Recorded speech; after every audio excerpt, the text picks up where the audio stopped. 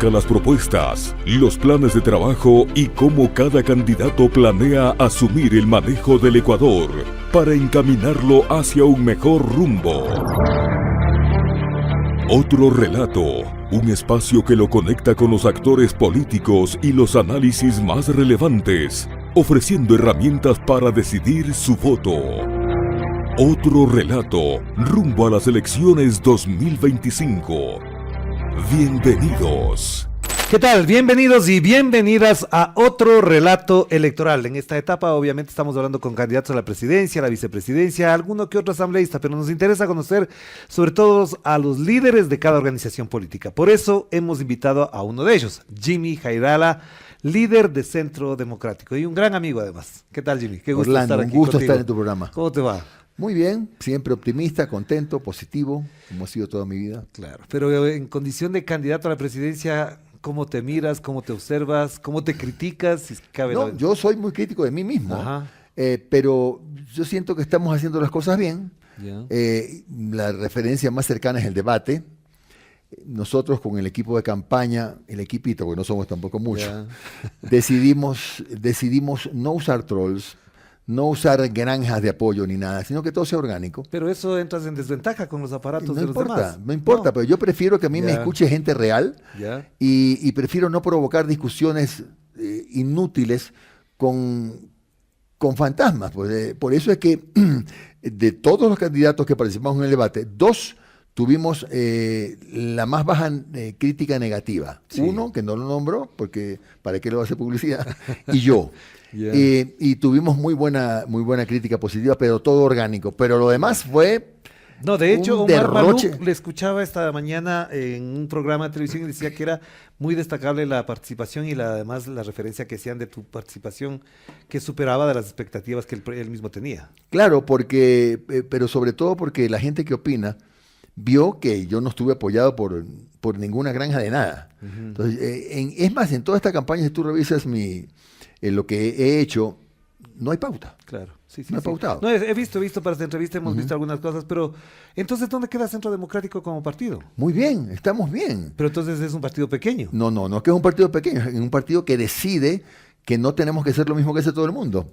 Estamos haciendo algo diferente, que posiblemente alguien quiera verlo como más arriesgado, pero bueno, ya si todo lo que ha pasado, todo lo que se ha hecho así, nunca ha funcionado bien. Solo al presidente le ha funcionado últimamente. De hecho, seré muy franco, en el debate para mí no le fue bien. Así es. Sin embargo, en toda la narrativa, ganó el debate. No sé cómo, porque no lo fue así. Es más, yo creo que le salió el tiro por la culata. No sé si me desvío un poco del tema, discúlpame. Sí. Le salió el tiro por la culata al mandar a su alfil, que es la candidata de Sociedad Patriótica, a tirársele al cuello a Luisa González, porque despertó mucha curiosidad del anticorreísmo, que bien pudo haberse mudado, aunque sea en pequeña proporción, a esa candidatura. De otra manera, ¿cómo te explicas que ya dejó de hablar? Pero estoy escuchando al analista, al periodista o al candidato. Al periodista, al candidato, al amigo. Porque te veo es que como candidato veo que fue un tiro al pie.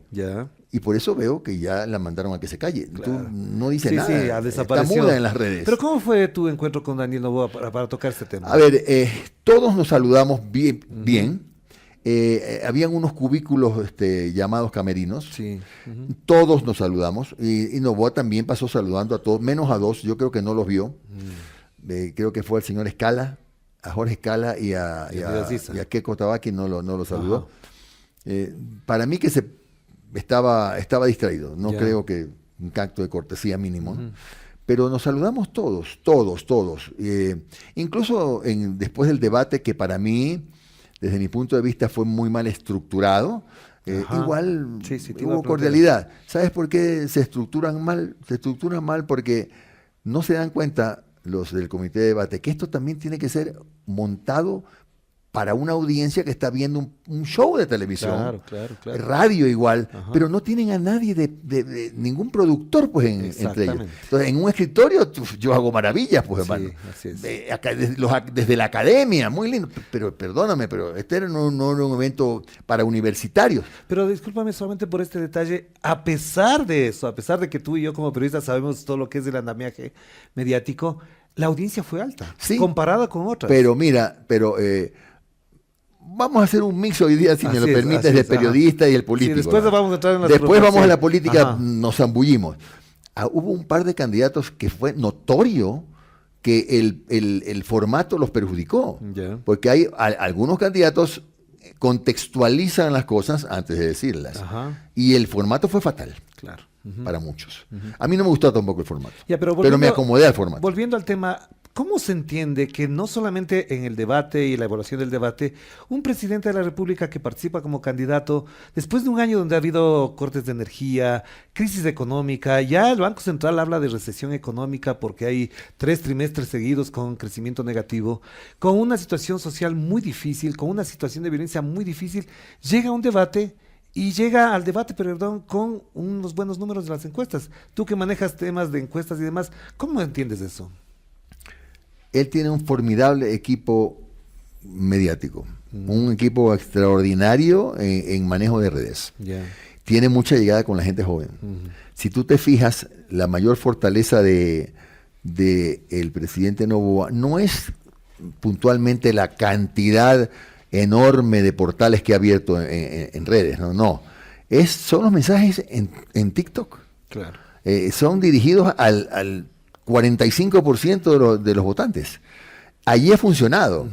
Son muchachos que apuestan un poco a qué va a pasar más adelante, han creído, han consumido como positivo el mensaje de que un año es muy poco tiempo, y andan en esa onda, ¿no? Los ha divertido. Pero también tiene un aparato gubernamental, tiene cocinas de inducción. Por supuesto. Tiene a la esposa haciendo de influencer en redes sociales, la ministra de Inclusión Económica haciendo campaña. No, la cancha está inclinada sin duda, pero la explicación adicional es que tiene un buen manejo en comunicación. Entonces volvamos al planteamiento. Si tú estuviste bien en el debate, ¿esperas que tu votación crezca en función de lo que están planteando las encuestas ahora? Espero que sí, porque la gente se va a dar cuenta, tarde o temprano, de que el único que fue con propuestas y diciendo cómo las va a financiar fui yo. Recuerda tú que dije en el inicio que el gran problema que tenemos con la invasión, con la cooptación de todo el Ecuador del narcotráfico es porque tenemos una frontera donde Colombia tiene sembradas 250.000 hectáreas de coca y la llave está abierta. Así es. Por allí es que entra a raudales la coca todos los días, porque pero todavía no hay se gente... controla, no hay control. Claro, a eso voy. Todavía hay gente que cree ingenuamente que vienen los avioncitos y aterrizan en la pista clandestina y dejan unos saquitos y se van. Eso no es así. Claro. Es por la frontera norte. Hay un cráter en la frontera norte, Orlando. Y hay que militarizarla. Nadie se atreve a hacer eso. ¿Por qué? No lo sé. Porque además ahí sí ocurrió un hecho, no sé si lamentable, ventajoso, o como se quiera ver, cuando firma la paz las FARC con el gobierno de Colombia, de alguna manera se vuelve porosa la frontera. Las FARC hacían un control de eso. Mira, hoy es el ELN el que maneja toda esa área donde hay paz. No van a Bogotá, no amenazan a la ciudad. Ahora se han quedado ahí sembrando su coquita. Entonces, esa coca es la que se exporta en buena parte desde Colombia, pero más de la mitad entra al Ecuador y somos el país de tránsito más importante del mundo. Porque además, no solo que entra, sale por los puertos. El 85% de la droga en el mundo, y por Ecuador incluido, sale por los puertos. ¿Por qué es tan importante cerrar la frontera a la droga, militarizarla? Porque si no entra, no se vende. Si no se vende, no se lava. Si no se lava, no hay negocio ilícito. Pero aquí parecería que hay gente beneficiándose de eso. Hay gente que bananeras que exportan banano con polvo. Bancos que lavan muchísima plata. Empresas camufladas alrededor de eso, haciendas que sirven de bodegas en la provincia de Los Ríos, Santa Elena, Guayas, Esmeraldas, Manabí. Yo siempre digo que cuando hay cosas que son tan evidentes es porque a alguien se le daña el negocio. Y por eso es que no cierran la frontera. En lo que a mí respecta, yo lo he dicho y es un compromiso, que cuando yo llego, Lo primero que hago es militarizar la frontera norte, la sur, porque en el sur, más que el tema de la droga y el tráfico de combustibles, etcétera, es la entrada de armas, ¿no? Y los puertos, no solo los puertos, digamos, los conocidos, que Esmeraldas, Manta, Guayaquil, Puerto Bolívar, los privados también hay que militarizar. Hay 17 puertos privados en Guayaquil. Hay que militarizarlos. En y Guayas, yo en Guayas. sí lo voy a hacer. Pero tú vas a militarizar... Y perdón, me falta un detalle para redondear esta parte. La UAFE tiene que ser una institución más técnica de política y fuerte. Sabes que la UAFE hoy es de este porte. Sí. Y es pura política. De $45,000. No tiene nada. Claro. Así es. Pero hay que hacer una UAFE seria, técnica, poderosa, porque si tú no asfixias la economía del narcotráfico, las cosas no van a cambiar. Pon 100.000 policías en la calle y pon 100.000 militares y no pasa nada. Por eso precisamente tenía una pregunta, Jimmy. ¿Cómo vas a militarizar si lo que se dice es que las cúpulas militares y policiales están alrededor del narcotráfico o infectadas, infiltradas o como se le quiera Porque llamar? sigue entrando la droga. Pero entonces, ¿qué haces con la cúpula? Bueno, si es necesario y si hay las pruebas para relevar la cúpula, hay que hacerlo, pero el problema va a persistir mientras siga entrando. ¿Cómo podemos? Ok, porque tampoco la solución sería, terminamos con la cúpula, ok, pero no hemos militarizado la frontera, sigue entrando la droga. Claro. Pero la otra cosa es cómo sostener el conflicto armado interno, una figura constitucional que no ha sido avalada precisamente por la Corte Constitucional, que no precisamente ayuda a resolver el problema. Porque en el momento en que le cerramos la llave de la frontera norte, en el momento en que militarizamos, en el momento en que cuidamos los puertos, en el momento en que ya la economía del narcotráfico se ve en problemas, en ese momento empiezan a mirar a otro lado los narcotraficantes. Entonces acabaría ahí el conflicto armado interno. Pero naturalmente comienza a bajar automáticamente y más aún si logramos también concretar, solucionar el otro frente que es el de las cárceles. ¿Por qué? Porque hay un segundo negocio, aparte de los raudales de droga. El segundo negocio es de la extorsión, del secuestro express, del microtráfico. Ese se organiza desde dentro de las cárceles. ¿Cómo te explicas, Orlando, que cuando hay requisas, lo que más requisan es teléfono? Claro. Porque a mucha gente que le han amenazado con secuestro, te dice, me llaman desde la cárcel, me mandan mensajes y gente que hasta fotos mandan dentro de la cárcel. Así es. Y la señal no se ha inhibido. ¿Por qué? Para ti o para mí sí está inhibida, porque si pasamos afuera de una cárcel estamos aislados. Estamos pinchados los teléfonos. Esa es otra cosa. Pero Orlando, dentro de las cárceles, muchos capos medianos y pequeños son los que mandan adentro primero. Y está más cómodo adentro que afuera. Claro. ¿Qué es lo que hay que hacer? Hay que crear un cuerpo nuevo de policía, así como la UNACE, como GEMA, como HUMO, un cuerpo especializado solo para el control de las cárceles. Una policía penitenciaria, que haga carrera inclusive, es decir, con escalafón. Pero para eso se necesita plata. Pero ya te voy a decir dónde le voy a sacar la plata. Pero esa policía armada, que la respeten, porque a los guías no lo respetan. Claro, los matan. Por favor, entonces, ¿qué necesitamos? Una policía bien parada, para que haga el control de las cárceles.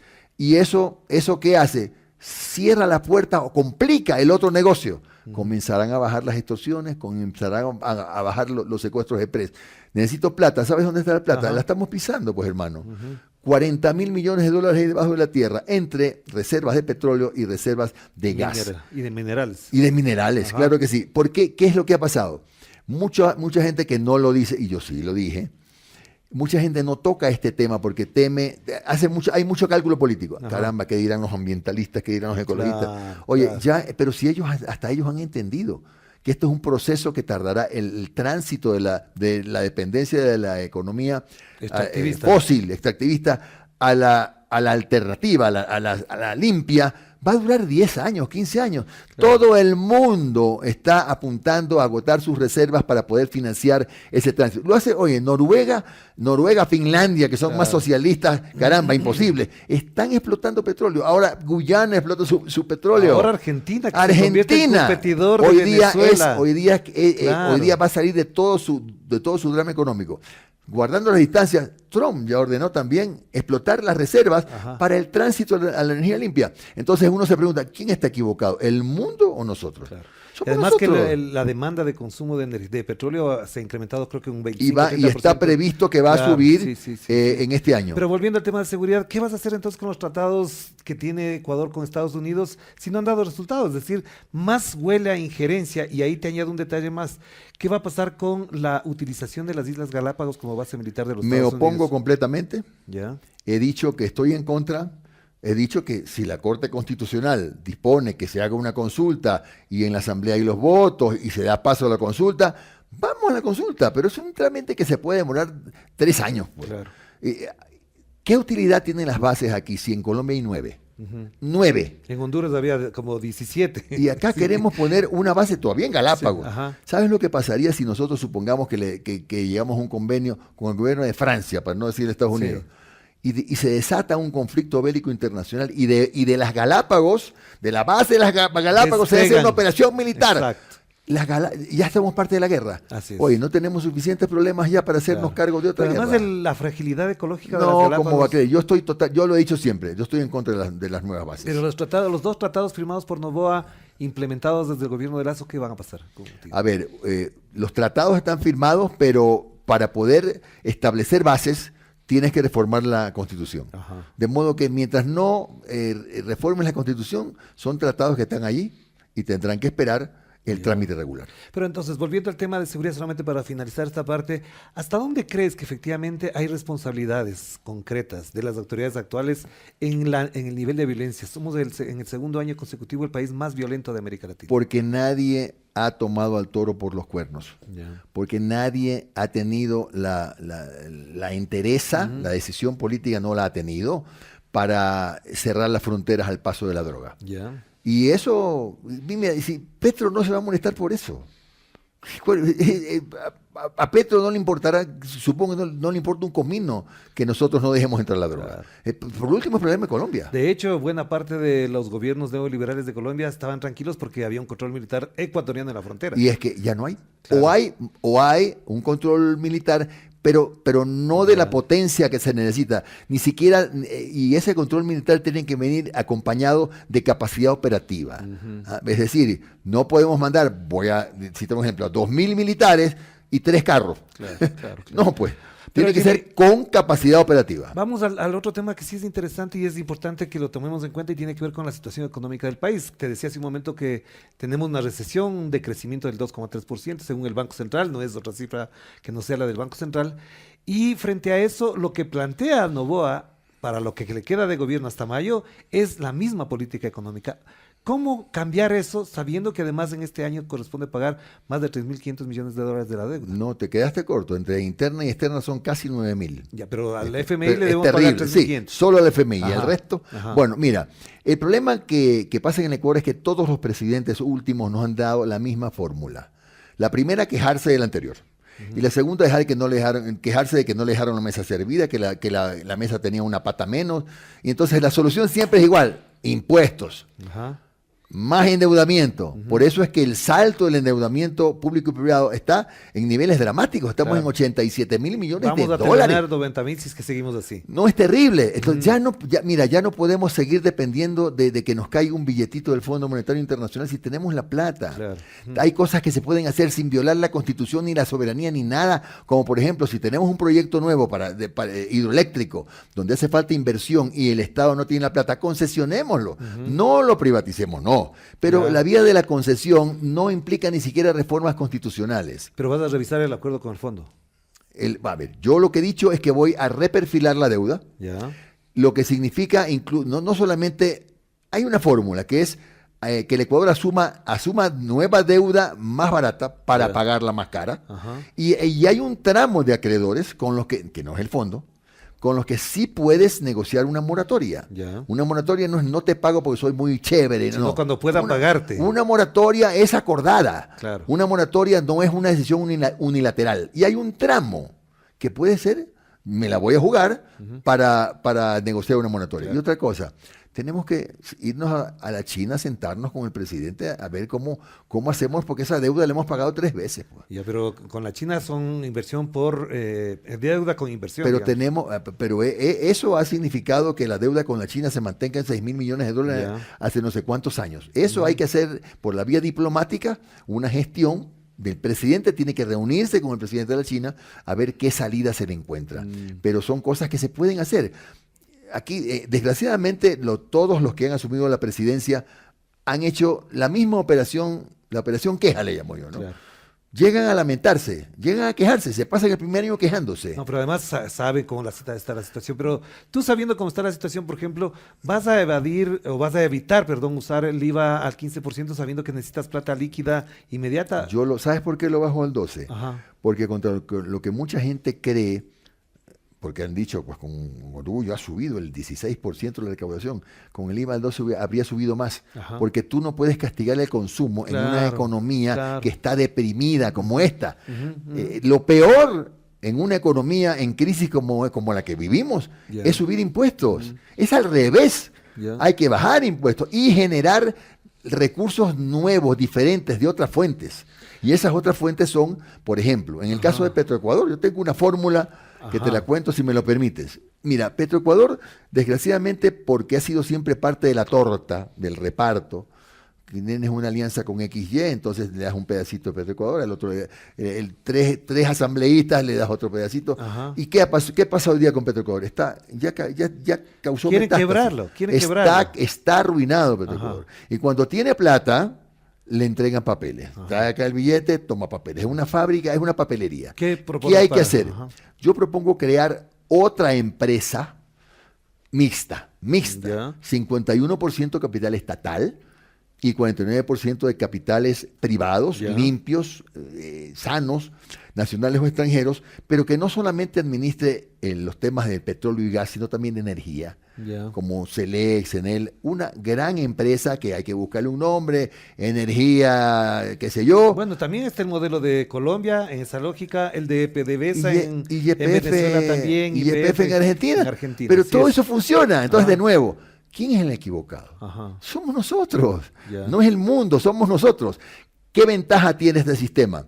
Que no solamente que inyectas capital fresco, no solamente que mantienes tu 51% de Estado para poder constituir una directiva de técnicos, una gerencia técnica. ¿Sabes cuántos gerentes ha tenido Petroecuador en 4 años? 13. 13 gerentes. Y además tú puedes comprar acciones en la bolsa de valores. ¿Pero qué va a pasar con Petroecuador entonces? ¿La dejas ahí? No. A Petroecuador tiene que ser liquidado, rescatar a muchísima gente valiosa, gente de primer nivel. Oye, hay un montón de técnicos. ¿Qué culpa tienen de la politización los técnicos, por ejemplo? Los trabajadores, ¿qué culpa tienen? Ellos no tienen la culpa, pero la empresa como tal ya no funciona. Este es el único país de la región donde perdemos plata con una empresa de ese potencial. ¿Y sabes por qué por qué te subrayo el 51%? Porque si por ahí hay algunas ideas peregrinas de que quieren privatizar el sector, pero por eso hay que reformar la Constitución. Por supuesto, pero si tienes una empresa mixta, no tienes que reformar nada. Claro que sí, nada. Ahora, pasemos al otro tema que es muy importante. Hay sectores muy afectados en los últimos 7 años, ya casi 8, en la educación, en la salud, en la seguridad social. El presidente Noboa, a través de su presidente en el directorio del Seguro Social, ha dicho que hay que reformarlo y prácticamente entraría en una etapa de privatización el Seguro Social. No estoy de acuerdo. ¿Cuál sería la salida a ese tema? Mira, lo primero que te voy a decir y que puede ser que te llame la atención. Mi delegado en el directorio no debe tener voto, solo tener voz. ¿Sabes por qué? Porque la plata no es del gobierno. Pero tienes que cambiar la ley. Pero la plata es de los ciudadanos. La plata es de los aportantes. La plata es de los jubilados. No es plata del gobierno. Tiene que tener un delegado. Y que bien que lo presida el directorio. Pero con voz y no con voto. Los jubilados no tenemos presencia, no tenemos un vocal, no tenemos nadie que nos represente. Y realmente hoy, si tú te pones a revisar la estructura de la dirección del seguro, encuentras que 3 personas deciden por el 36% de afiliados que hay en el Ecuador. 3 personas. Eso no puede ser. Hay que diversificar ese directorio. Y sí, y darle un entorno técnico al manejo del seguro social. Porque si no, cada 2 años, cada 2 meses, van a sacarnos la foto del cuco, ¿no? Sí. Cuidado, jubilado, ya no va a haber plata para ti, ¿eh? Después de... tenemos para 2 años más. Eso no puede ser ya. Claro. Ahora, en el campo de la educación, ¿qué hacemos? Porque la inversión cayó prácticamente 2.500 millones de dólares que debían haber estado en inversión de salud y educación. No están. Claro. Bueno, mira, en el campo de la educación no solamente que hay que regresarle ese recurso que lo bajamos, que se lo bajó el gobierno, y con la plata que te digo que el país sí tiene, sí hay de dónde, sino que también hay que pensar en otras alternativas. Que puede servir incluso para fortalecer el IES. Fíjate, que podemos hablar de educación dual, como en Alemania, que los chicos de 5º y 6º año de colegio en la mañana estudian y en la tarde hacen prácticas, sea por vía virtual o personal, en empresas que les pagan un salario que no es el básico, pero un salario regular, pero los afilian al seguro. Claro. Entonces, estos jóvenes en el Ecuador perfectamente pueden ser afiliados al seguro. Y alimentar la... ¿Y sabes cuántos jóvenes van...? ¿Cuál es la ventaja para las empresas? Yo les doy yo les hago un descuento tributario, por ejemplo. Ajá. Yo les doy un premio a las empresas que acepten incorporar en su nómina a los jóvenes. Porque hubo un proyecto que apuntaba a garantizar el trabajo de los jóvenes, que lo vetó completamente el presidente. Así es. ¿Te acuerdas? Yo lo voy a reactivar. Y voy a esperar los 11 meses que faltan. Porque eso es importante. Cuando ya no es optativo, sino obligatorio que la empresa, a cambio de beneficios tributarios, contrate a los jóvenes. Pero si ahí había una gran oportunidad. No entiendo por qué, ni siquiera sé quién lo propuso. Pero me parecía bueno. Claro, estaba bien hasta un cierto punto, pero de todas maneras no le convenía porque era más fácil regalar plata. Eso. Por otro lado, en plena campaña electoral. Entonces le convenía. A ver, fue un tema de celos. Hay que reconocerlo y así fue. Pero yo lo voy a reactivar. Voy a esperar ese tiempo. Y otra cosa, en cuanto a la educación y a los problemas que hay en las universidades, por ejemplo, con los cupos. Así es. Tenemos que pensar ya hoy, en el siglo XXI, en que también se puede, de alguna manera, solucionar este problema, no solo dándole más plata a las universidades privada, peor todavía, sino con la educación virtual para estos jóvenes que no tienen cupo, porque a veces, ¿sabes qué pasa? A veces hay hasta problemas de espacio en las universidades, que no tienen aulas. Entonces por ahí yo me pongo imaginariamente en los zapatos de los que conducen el tema de las pruebas. Puta, ya no puedo recibir más estudiantes de medicina. Pero también hay otra cosa, los jóvenes no quieren estudiar, lo que quieren es tener plata. Quieren ser influencers, jugadores, el modelo Moisés Caicedo con 19 años, contrato de 130 millones de euros. Ahora, parecería que trastocó los valores de la juventud en esa lógica. Pero mira, a ver, eso no es malo, que los jóvenes se vean en el espejo de Moisés Caicedo. Sí. Hagámosles escuelas de fútbol. Sí, pues. Pero no todos pueden serlo. Lo sé. Pero y el país no necesita tantos futbolistas. Sí, pero por lo menos en ese tiempo que estás tú dándoles a los jóvenes ese espacio, tienes mejores personas. Puede que no tengas mejores futbolistas. Sí, ojalá es lo que yo hice. Mira, yo en la prefectura del Guayas hice eso. 38 escuelas de fútbol durante 10 años. Ellos no todos, algunos están jugando en Europa. Sí. Incluso ganamos torneos como un equipo de la prefectura en Colombia, en Argentina. No todos, muchos están en primera división. No todos pudieron, pero fueron buenas personas. O sea, se les forma el carácter. Estuvieron lejos de las drogas, del alcohol, del ocio, del tabaquismo. Esa es la utilidad. Así que si a mí me dices que hay jóvenes que quieren ser como Moisés Caicedo, qué bien, vamos a darles las herramientas a ver si pueden llegar. Pero lo que cuenta es la formación que hay. De acuerdo contigo, Pero el otro tema que quería plantearte a propósito de esto es las universidades más o menos están en problemas económicos porque no hay recursos, pero al mismo tiempo no está dada la transformación para que la economía que tenemos ahora esté alimentada por la creación de puestos de trabajo que salgan de profesionales. Ya sabes por qué, porque todavía seguimos en ese tema un tanto arcaicos, pensando que al que quiere ser médico tiene que estudiar medicina, graduarse de médico, no importa que después que se gradúe de médico tengan que manejar un taxi.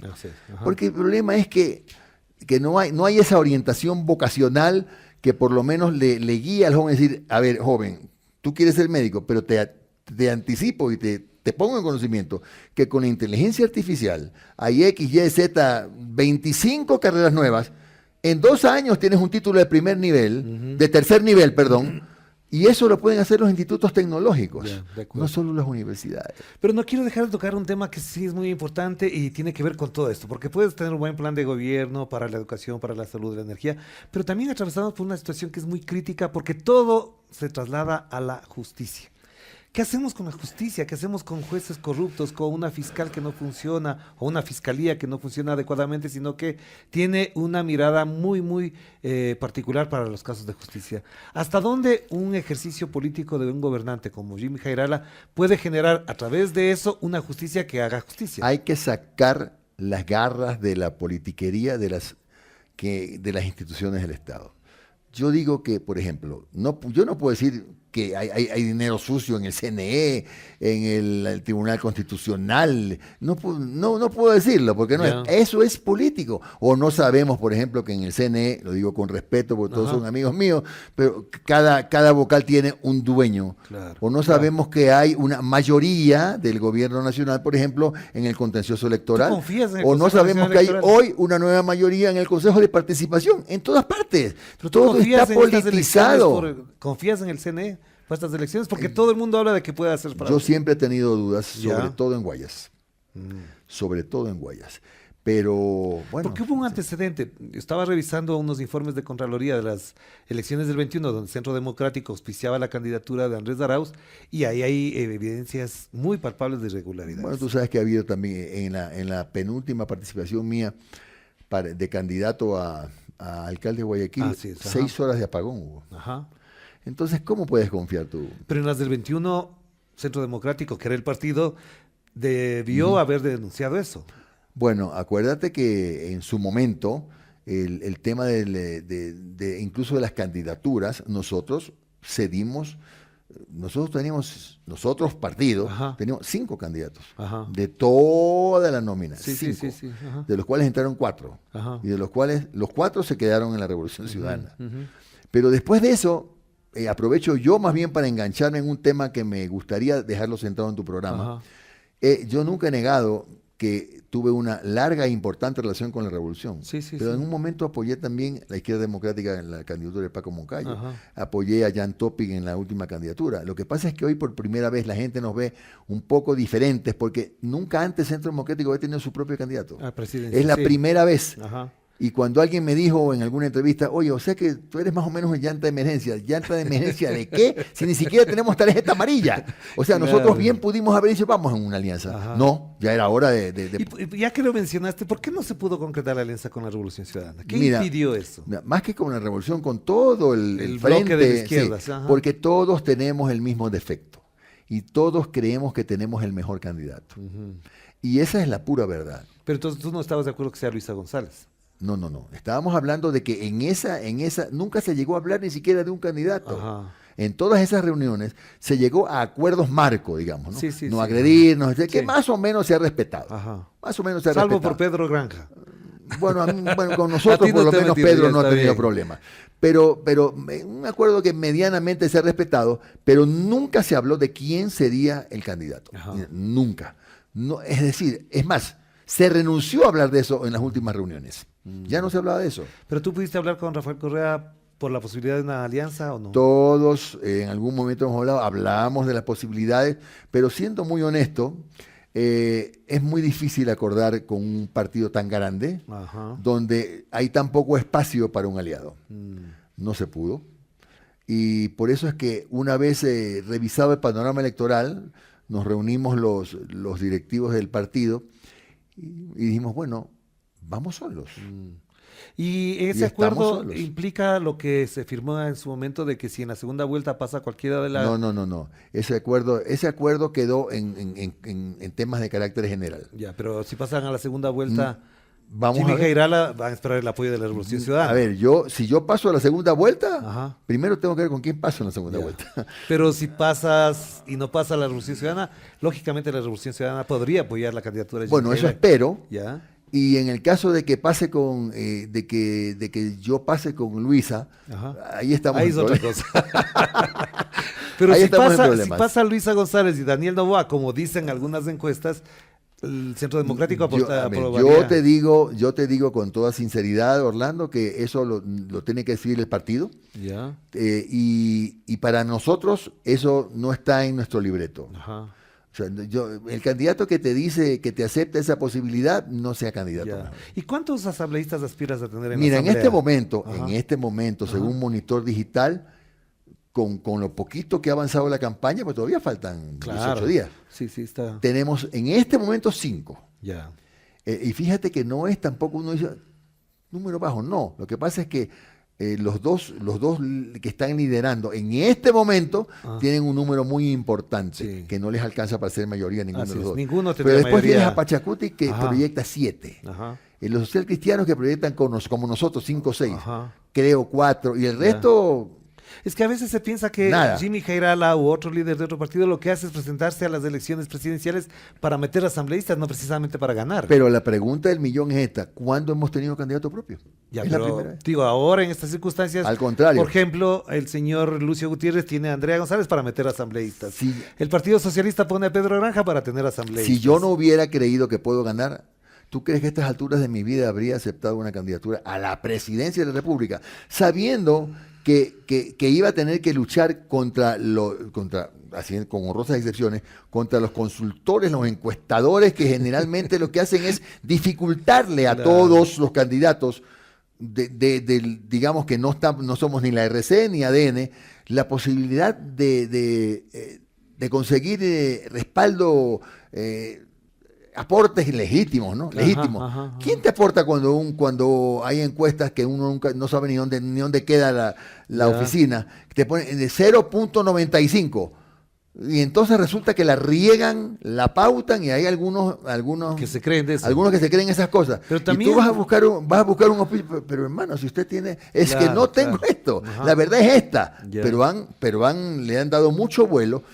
Y otra cosa que te quiero decir también, yo ya empecé a desconfiar incluso de muchos consultores, porque hoy día los veo algunos que sé que trabajan, por ejemplo, para el gobierno, o sé que trabajan para la revolución, que es su derecho, pero eso te quita legitimidad para comentar. No, porque aparecen como analistas, comentaristas, pero ¿qué analistas? influencers. O por lo menos yo soy asesor de fulano de tal, o del gobierno tal, o del partido tal. Pero mi opinión es tal, ya tú sabes como televidente. En el escenario de que tú ganaras la presidencia y tienes apenas 5, digamos que 10 asambleístas, ¿cómo va a ser la relación con la asamblea con una minoría de asambleístas que te impide? Lo que yo te puedo asegurar es que yo no voy a ser un rehén de la asamblea. Yo no voy a retasear el país. Hasta que se den cuenta en la asamblea que conmigo ese tema del reparto no va a funcionar, voy a gobernar por decreto, porque yo no puedo... Y la asamblea legislará y yo como colegislador lo que esté bien lo voy a aprobar. Pero yo no voy a atarme las manos. Pero te pueden bajar ministros, te pueden seguir juicio político. Mira, al año te pueden hacer la muerte cruzada. Hay cosas que a la gente le interesan más. A la gente le interesa su bienestar, necesita la paz, y si yo se la comienzo a garantizar con las medidas que te he dicho para cerrar las fronteras, es que es automático, Orlando. Cerramos las fronteras, UAFE poderosa, militarizamos los puertos y controlamos las cárceles, esas cifras comienzan a bajar. Y ya no será motivo de orgullo decir, bajamos el año pasado 16% de crímenes violentos. Sí, pero subió la extorsión, subieron los secuestros express. O sea, otros negocios paralelos crecieron. Claro. Eso no nos dice. Pero a ver, hay algunas preguntas ya para cerrar, que se nos va el tiempo volando. ¿Cuál es el rol de tu vicepresidente en este caso? ¿Cómo será esa relación para no comparar con la de Enel Novoa, que es extraordinariamente fatal? ¿Cuál es el rol de la vicepresidenta de Jimmy Jairala? Social. Ella tiene mucha experiencia en el campo deportivo. Por ejemplo, yo le encargaría, ya hemos hablado, Sí.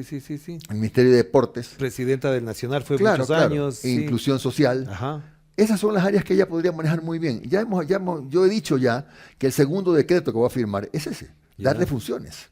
Porque yo bien podría no darle ninguna, porque tú sabes que el que delega es el presidente, pero yo jamás se me ha pasado por la cabeza. O sea, no puedo, esos malos ejemplos no. ¿Por qué le escogiste a ella? ¿Cuál es el valor? Justamente porque ella tiene mucha experticia en temas sociales. Tiene mucha experiencia también en estos temas de formación de jóvenes que oigan mucho. De hecho, tiene hasta escuelas deportivas en algunas provincias. Y yo creo mucho en el deporte como una salida para todos estos jóvenes que que quieren algún futuro que no necesariamente es a lo mejor la universidad, pero por lo menos los voy a tener lejos de la tentación del microtráfico. Porque hoy día en algunos barrios, por ejemplo de Guayaquil, te doy un ejemplo, es un galardón para un joven ser parte de una banda. Claro. Que es claro. una pena. Eso es lo que te decía. Eso te revela... Por un lado hay unos problemas de esta naturaleza y otro que los jóvenes quieren plata y no quieren estudiar. Pero es que eso es lo que te revela la deuda que tiene el Estado con los jóvenes. Jóvenes que ya se aburrieron de esperar, de tener un cupo en la universidad, por ejemplo. Claro, o que el Estado les diga, aquí hay carreras cortas, aquí tienes becas para que tú estudies esto y no estés en la calle.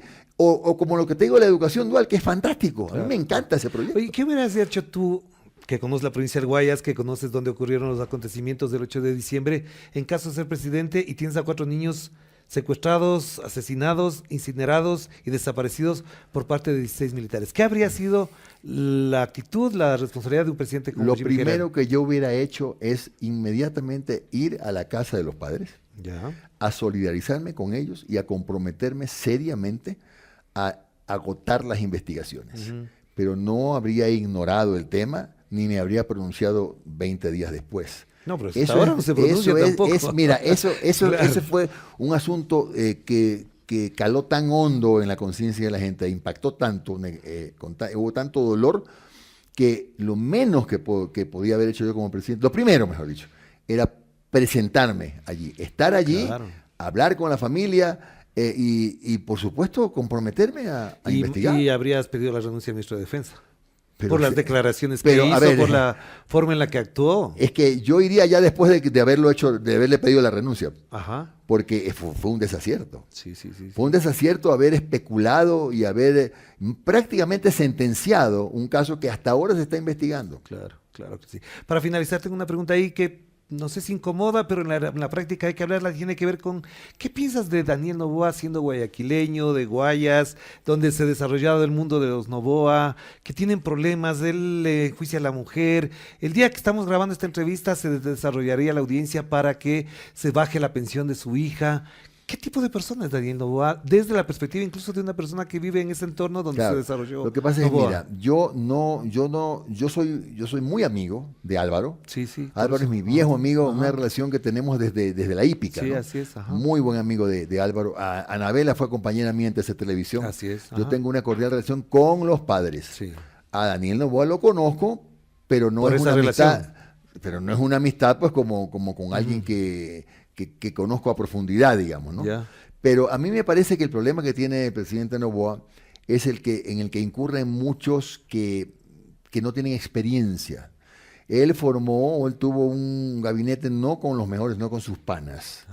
Y yo he dicho, hoy o ayer aparecieron unas declaraciones mías en Vistazo, que yo mal haría en armar un gabinete de panas con los que me tomo mi trago, o juego fútbol, o guitarreo, hago karaoke, no, porque yo no quiero un comité, un gabinete de lambones, un club de lambones. Yo quiero gente que incluso me enseñe. Entonces el problema es que él no tuvo... Rodearse de los mejores, además, no de los amigos. No me interesa de dónde venga, pero tienen que ser los mejores, porque los amigos están para otras cosas. Ese es el problema cuando tú no te rodeas de las personas adecuadas. Que la confianza es importante, sí, pero tú como presidente no eres todólogo. Yo tengo que tener, por ejemplo, un ministro de Energía que me enseñe, a ver, presidente, esto no lo podemos hacer, por esto y por esto.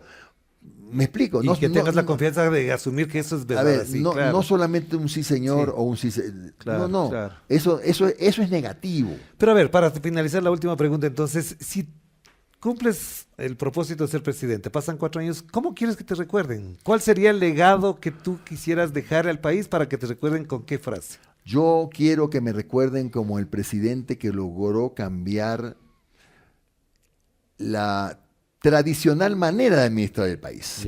Que me recuerden como un presidente pragmático, como un presidente respetuoso de las leyes, respetuoso de la opinión de los comunicadores, y como un presidente que, a lo mejor, Dios quiera que eso ocurra, que la gente reclame que vaya a la reelección y que no vaya a la reelección. Que me recuerden bien. No te vas a querer reelegir si es que pasamos 4 años. Mira, si Dios me permite ser presidente de la República y logro hacer todo lo que te he dicho y tengo 4 años y termino bien la presidencia, prefiero irme en el momento adecuado. Claro. Yo no quiero engolosinarme con el poder, de modo que en una reelección uno nunca sabe qué puede pasar. Pues sí. ¿Para qué? Quiero que me recuerden bien, como en la prefectura del Guayas, por ejemplo. Claro. A mí me recuerdan la gente en la provincia, sobre todo en el campo, con mucho cariño, así es, porque yo terminé con el 85% de producción de gestión. Claro así quiero que me recuerden en el país. Así será, así es que ganas. Orlando, muchas gracias. Gracias, muy y gracias amable a ustedes por acompañarnos en este diálogo que decimos así, franco, abierto, respetuoso, cordial, para entender la política en un medio democrático como es este. Nos despedimos, cuídense mucho, que la pasen bien. Chao, chao. Cada análisis, propuesta y criterio de los actores políticos lo acercan más a una decisión informada. Otro relato rumbo a las elecciones 2025. Y gracias por acompañarnos.